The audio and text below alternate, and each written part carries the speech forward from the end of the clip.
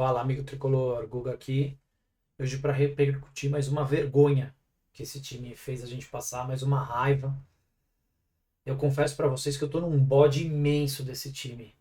Eu assisto porque, cara, que a gente ama esse clube e segue assistindo, mas é cada vez mais difícil ficar 45 minutos, 90 minutos na frente da tela assistindo um jogo do São Paulo, porque é uma vergonha o que esse time faz a gente passar, é a raiva que a gente passa durante os jogos.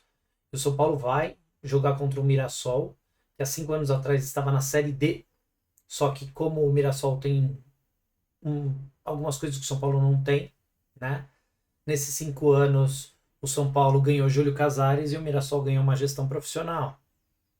O Mirassol tem um bom scout, o São Paulo só contrata jogador velho aposentando e que se machuca.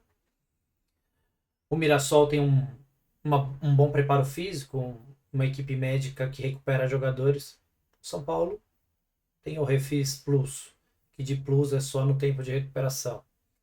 Então, falar o quê de um time que o seu presidente, depois de 5 anos, vem dar uma entrevista coletiva para falar as mesmas coisas que fala sempre, justificando que faz uma brilhante gestão e que resgatou o orgulho do São Paulo. Eu não sei onde está o orgulho do torcedor tricolor. Ontem andei procurando nas redes sociais, andei procurando entre meus colegas, não vejo tanto orgulho assim. Presidente que se vangloria de entregar um superávit de 55 milhões, pagando dívidas, mas se a gente olhar a fundo os números, a gente entende que não é bem assim, né? A despesa fixa do São Paulo aumentou, então o São Paulo que tinha que controlar rigorosamente as finanças não reduziu despesas, só vendeu jogadores a preço de banana, né, Casares? A preço de banana. E vai por mim, eu vou na feira, eu sei o preço da banana, tá? Então, São Paulo deu os jogadores, né? Que poderiam estar ajudando São Paulo agora, nesse momento, e ver o seu time definhar, esfarelar fisicamente, esfarelar mentalmente, porque são jogadores fracos, são jogadores que se entregaram, principalmente depois do jogo contra o Palmeiras. E mais à frente eu vou falar de um aspecto que talvez não esteja sendo considerado, que talvez possa ser uma justificativa para esse desempenho ridículo dos jogadores. E a gente vê um nível de descompromisso dos jogadores que acho que surpreende até o treinador. O treinador, sem esboçar reação, falando que no São Paulo acontecem coisas incríveis. Então imagina só, né?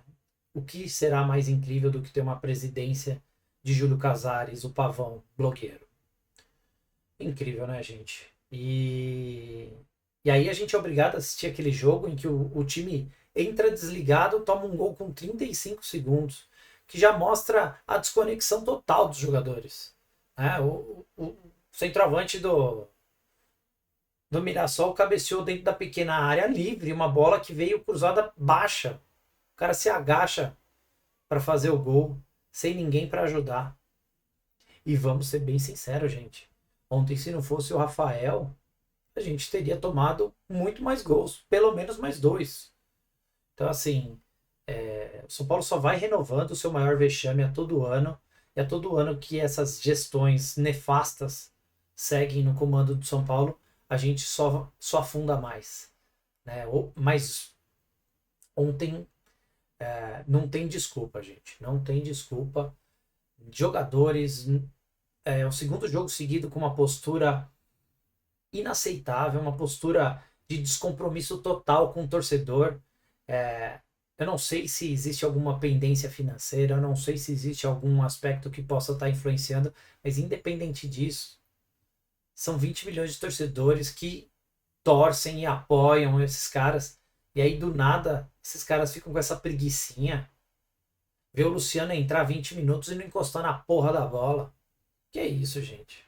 Não dá, é inaceitável.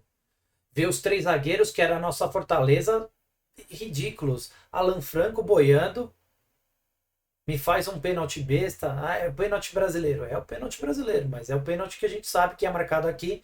E o jogador, ao invés de passar a bola, chutar para frente, ele prefere tentar um drible a mais e perde a bola e faz o pênalti, né? A gente tem o Arboleda, um cara que tem jogado cada vez mais desligado. E o Ferrarese, gente, Ferrarese desde as partidas da Libertadores não voltou, né? Ferrarese só sabe bater boca e fazer falta, é ridículo. O Mike, um menino que precisa de confiança, então não adianta, um menino que não teve tantas oportunidades, se machucou, mas precisa continuar tentando. Mas para o momento atual do São Paulo, até, pasmem, até o Cédric Soares faz falta. O Enzo Dias correndo muito, se doando muito, mas só isso, né? O meio de campo, que durante algum momento foi um trunfo com Bobadilha e Marcos Antônio, completamente perdido ontem. Bobadilha, sei lá, ficou no Paraguai. E o Alisson também, gente, que está acontecendo com o Alisson? Não voltou mais depois da lesão. Não sei se afetou a confiança, mas não voltou mais. E o ataque, gente, o Lucas não dá. O Lucas precisa fazer um exercício, ver o que ele quer da carreira dele, se essa lesão ela tem perspectiva de melhora, e se tiver aí para esse ano, vai se cuidar, vai ah, tratar direito esse joelho, vai recuperar a confiança para que volte e ajude no ano que vem, porque do jeito que ele está se arrastando em campo, gente, é vexatório até para ele. E eu, como um torcedor de São Paulo que gosta dele, não gosto de vê-lo nessa situação. E o Tapia, gente, para mim o Tapia é o menor dos nossos problemas. É o jogador que o São Paulo pode ter hoje, né? É um jogador que corre, se dedica, mas é isso. Corre e se dedica. É um jogador que tecnicamente é ruim, peca muito, toma decisões erradas, tem finalizações ruins, como todos os outros que o São Paulo tem no elenco, né? Ferreirinha, André Silva. Então, fazer o que, né, gente? Que alternativas tem o Crespo com esse São Paulo montado por essa diretoria de futebol brilhante e por esse presidente maravilhoso? Não tem perspectiva nenhuma, né, gente? E aí, quando o Crespo começa a mexer, aí é de chorar, né? Aí a gente vê que os caras, além da gente já não ter grandes nomes, os caras sem vontade, aí é de chorar, né? De lágrima de sangue, né? Não, não tem, o São Paulo para o final do ano não tem perspectiva, só que eu gostaria de lembrar os jogadores que o São Paulo ainda não garantiu matematicamente a não queda para a segunda divisão. Se hoje a gente não está tão embaixo, é mais por incompetência dos quatro últimos do que propriamente por competência do São Paulo. Então, que vocês, independentemente de qual possa ser o problema de bastidores, que vocês tenham a hombridade e a honra que tem pelo menos o Rafael, que não é um gênio, mas que a gente vê que faz o seu melhor em campo. Que vocês voltem a fazer isso, correr, se dedicar para conseguir pelo menos esses 45 pontos para evitar esse rebaixamento, que se esse ano não deve vir, ano que vem com esse time e com essa postura é muito difícil de acreditar que não vai acontecer, né? E, gente, eu queria só ressaltar, não sei se vocês repararam, essa queda de rendimento foi depois do jogo do Palmeiras. Eu custo acreditar que foi só aquelas circunstâncias da arbitragem ridícula, do roubo que o São Paulo sofreu no Morumbis. Eu penso mais que talvez tenha sido a coletiva do Casares, talvez tenha sido o balanço divulgado falando que o São Paulo pagou dívidas e reduziu sua dívida geral.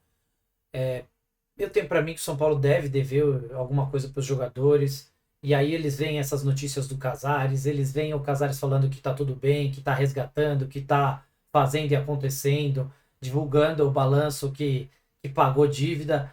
E aí eles mesmos devem olhar e falar assim, não é possível. Deve aqui pra gente e não e fala que tá pagando dívida. Como que a gente, que é o capital humano, a gente não tem prioridade no pagamento dessas dívidas?